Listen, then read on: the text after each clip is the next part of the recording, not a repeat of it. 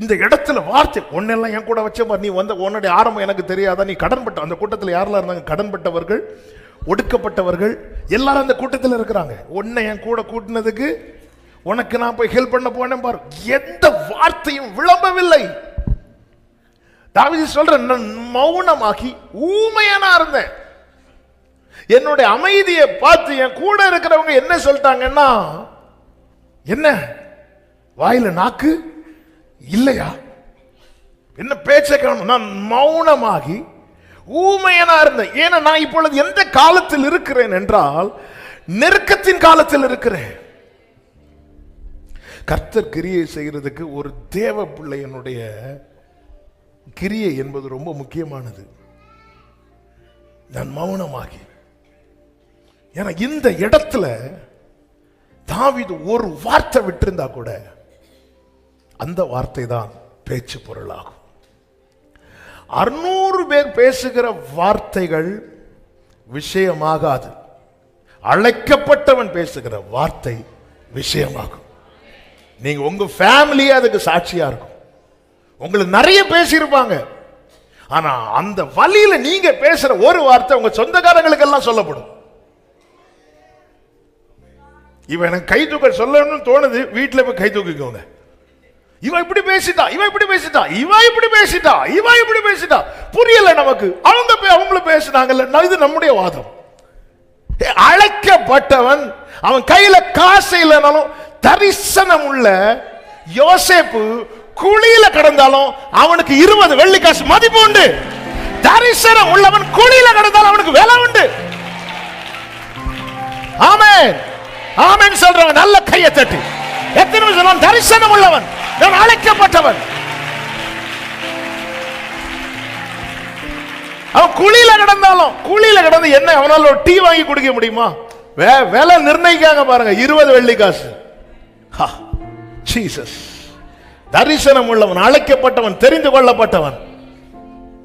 நான் ஊமையானாகி, ஏன்னா 600 பேர் பேசுற பேச்சு பேச்சு பொருள் ஆகாது. அழைக்கப்பட்டவன் பேசுற பேச்சு பேச்சு பொருள் ஆகும்.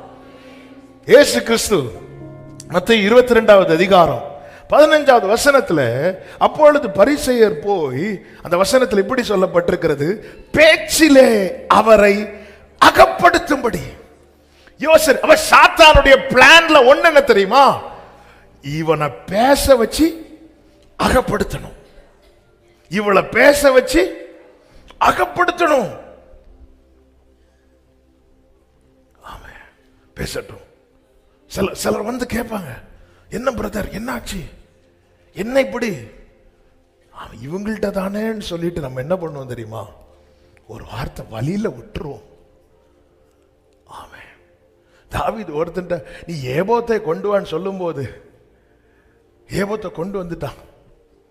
பரவாயில்லப்ப, நீயாவது கொண்டு வந்து, என் கூட ஒரு 600 பேர் இருக்கிறாங்க, ஒன்னும் சொல்லல. பேச்சிலே அகப்படுத்தும்படி, பேச்சிலே அகப்படுத்தும்படி. அதனாலதான் தாவீது ஜெபம் பண்றாரு, என் வாய்க்கு. நம்ம ஜெபம் என்ன? ஆண்டவரே அவ வாய் அடங்க, ஆண்டவரே இவன் வாய் அடங்க. தாவீது எப்படி ஜெபம் பண்றார்? என் வாய் அடங்க ஆண்டவரே, என் நாவில் சொல் பிறவாததற்கு முன்னமே. அடுத்து நான் என்ன நான் பேசினதுக்கு அப்புறம், நம்ம பேசிட்டு சொல்ற நிறைய வார்த்தை என்ன தெரியுமா? தெரியாம. அதாவது நம்மளை யாராவது பேசினா அது தெரிஞ்சு பேசினது, நம்ம யாரையாவது பேசினா என்ன நம்மள. ஆமே, கரெக்டு தானே? அது நான் ஏதோ கோபத்துல அப்படி பேசிட்டு, அப்ப அவங்க பேசுறது எனக்கு தெரியும், அவங்க அதை பேசுறதுக்காகவே தான் வந்தாங்க. அவங்க ஏதாவது செஞ்சுட்டாங்கன்னா வேணும்னே செஞ்சது, நம்ம ஏதாவது செஞ்சுட்டா தன் சொந்த மாம்சத்தை பகைத்தவன் ஒருவரும் இல்லையே. எனக்கு வாழவே பிடிக்கலன்னு சொல்லி நைட்டு 2 சப்பாத்தி வாங்கி சாப்பிட்ட ஆட்களையெல்லாம் எனக்கு தெரியும். ஆமென். சப்பாத்தி சாப்பிட்டுட்டு டீ வேணுமா, சுகர் கம்மியா, ஆளு யாருக்கு வாழவே பிடிக்கல. ஒரு கல்யாணம் விட்டு விட மாட்டாங்க. வாழவே பிடிக்கலன்னு சொல்லிட்டு வாழையிலுக்கு முன்னாடி உட்கார்ந்து இருக்கிறது. தன் சொந்த மாம்சத்தை இந்த இடத்துல தாவீது சொல்றாரு, நான் நலமும் பேசாம அமைதியா இருந்தேன், அதனால எனக்கு அற்புதம் நடந்துச்சுன்னு சொல்லல, என் துக்கம் அதிகமாச்சு. நெருக்கத்தில் நம் அமைதி நமக்கு வலியை கொடுத்தாலும் அந்த அமைதி கர்த்தருடைய வல்லமையை வெளிப்படுத்தும். ஆமென். நெருக்கத்தில் நம் அமைதி நமக்கு வலியை கொடுத்தாலும் அந்த அமைதி நம் அவருடைய வல்லமையை விளங்க பண்ணும் அல்லது வெளிப்படுத்தும். அதனால இந்த இடத்துல தான் ஒரு மனுஷன் பதறி போவான். 106வது சங்கீதத்தில் இஸ்ரவேல் ஜனங்கள் வாயெடுத்தாலே முறுமுறுப்பு. அது நடுவில் ஒரு வார்த்தை எழுதப்பட்டிருக்கிறது.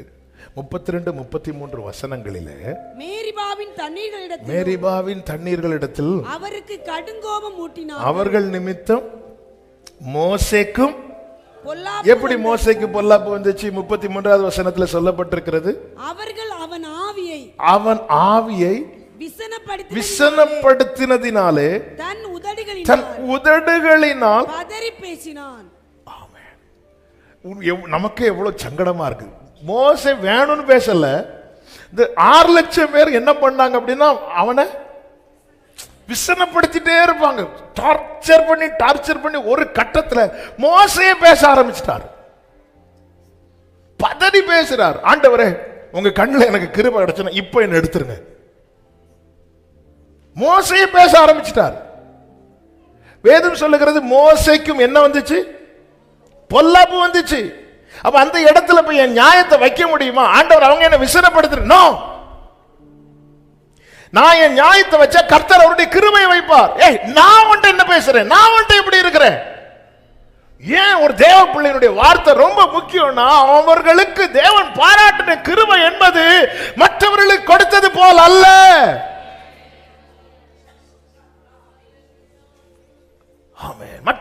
மற்றவர்களுக்கு செய்தது போல் அல்ல மோசே நான் உனக்கு செய்யறது. ஆரோன் பிறக்கும் போது பிரச்சனை இல்லை, மிரியம் பிறக்கும் போது பிரச்சனை இல்லை.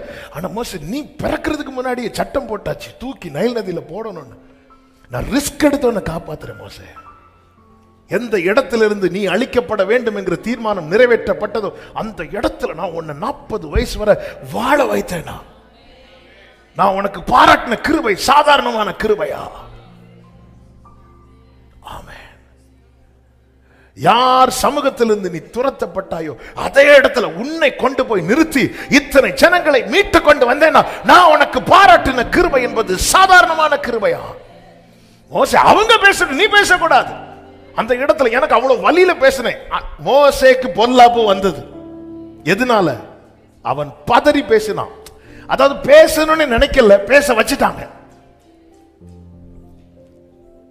சிலர் நம்மளை என்ன செய்வாங்க அப்படின்னா, பேச வச்சிருவாங்க. மனம் பதறி பேசிட்டான்.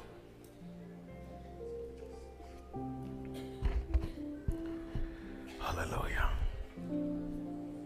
ஆமென், ஆமென். ஆண்டவரே, அமைதியா இருக்க எனக்கு கிருபை தாங்கப்பா. ஆமென், ஹல்லேலூயா. எசேக்கியேல் 1வது அதிகாரத்தில் தேவ சமூகத்தில் முகங்குப்புற விழுகிறார். 2வது அதிகாரத்தில் தேவன் அவனை நிற்க வைத்து ஒரு புஸ்தக சுருளை காண்பிக்கிறார். 3வது அதிகாரத்தில் இதை புசின்னு புசிக்க கொடுக்கிறார். குடலை, வயிற்றை தன்னை முழுவதும் கர்த்தர் கொடுத்த வார்த்தையினால் நிரப்புகிறார். வார்த்தையினால் அவன் நிரப்பப்பட்ட பிறகு கர்த்தர் எசேக்கியேலுக்கு சொல்லுகிறார், 3வது அதிகாரம் 26வது வசனத்திலே, நான் உன் நாவை உன் மேல் வாயோடே ஒட்டிக்கொள்ள பண்ணுவேன், நீ அவர்களை கடிந்து கொள்ளுகிற மனுஷனாயிராமல் ஊமையனாயிருப்பாய். இங்கே எசேக்கியேல் பேசாததுக்கு காரணம் அவனிடத்தில் வார்த்தை இல்லாததினால் அல்ல, கர்த்தர் பேச விடாது. நம்ம வார்த்தை இல்லைன்னா கடன் வாங்கியாவது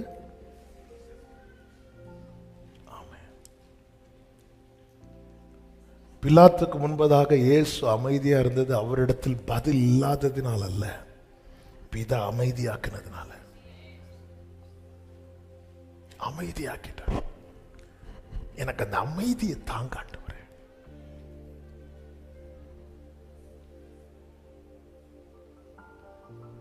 எங்கு செல்ல வேண்டும், என்ன சொல்ல வேண்டும், வழி. நான் அமைதியா இருந்தா என்ன நடக்கும் தெரியுமா? என் துக்கம் அதிகரிக்கும்.